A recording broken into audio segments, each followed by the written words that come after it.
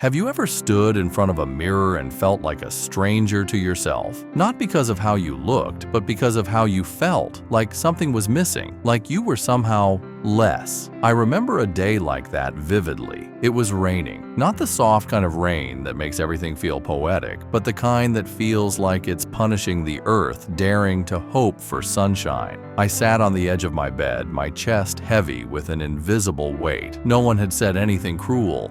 Nothing dramatic had happened, and yet there was this deep ache inside me, a whisper that said, "You're not enough, not smart enough, not successful enough, not strong enough, just not enough." I think you know that voice. We all do. It comes at different times, in different shapes, sometimes dressed in the disguise of failure, sometimes in silence and loneliness. And you know what's worse? We start to believe it. We start to believe that our flaws make us unworthy, that our imperfections render us replaceable, and that our worth is defined by how perfectly we can perform or appear. But what if we're wrong? What if the very things we try to hide, the parts of us that feel broken, are the things that make us most valuable? Let me share with you a story I once heard that changed the way I see myself. You might have heard it before, but this time, I want you to feel it.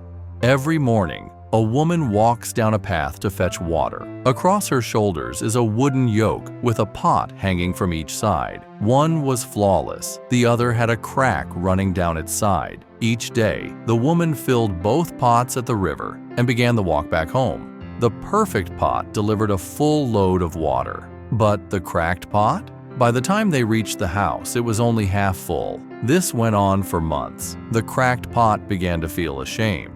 It looked at the other pot with envy. So whole, so reliable, so perfect. "I'm sorry," the pot said one day. "I'm not like the other pot. I lose water every time you walk. I'm broken. I'm useless." The woman stopped. She looked gently at the pot and said, "Have you noticed the flowers that grow along your side of the path?" The pot paused. "Yes," it said. "They're beautiful." She smiled. "They're there because of you. I planted seeds along that side of the path.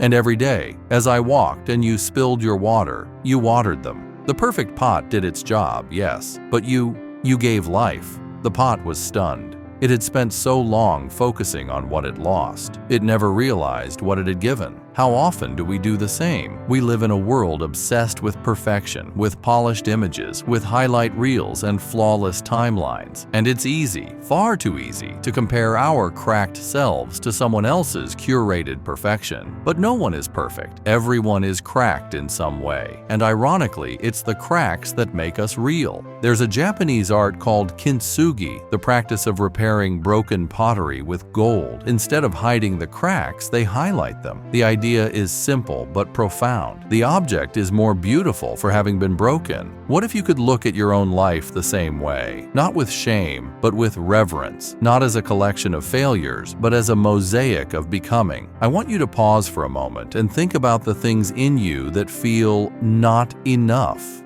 Maybe it's your past, a mistake, a regret, a chronic struggle, a mental health battle, a body that doesn't work the way it used to, a dream that didn't pan out.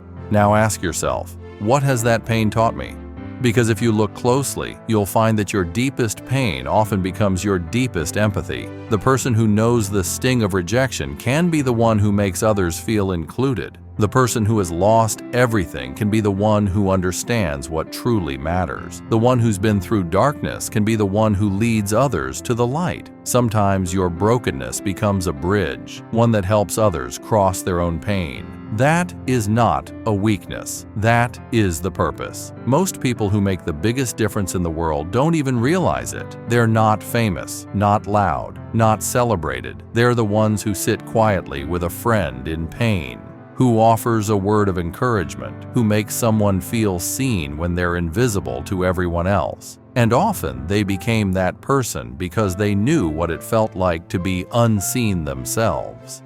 If you've been through something difficult and you still chose to be kind, you've already done more than most people do in a lifetime. That matters. You matter. Even if the world hasn't clapped for you yet, even if your name never trends, even if no one notices the flowers you've watered, you've been planting something beautiful, quietly, consistently, lovingly. Maybe not today, maybe not tomorrow, But one day, someone will walk that path and be grateful for what you left behind.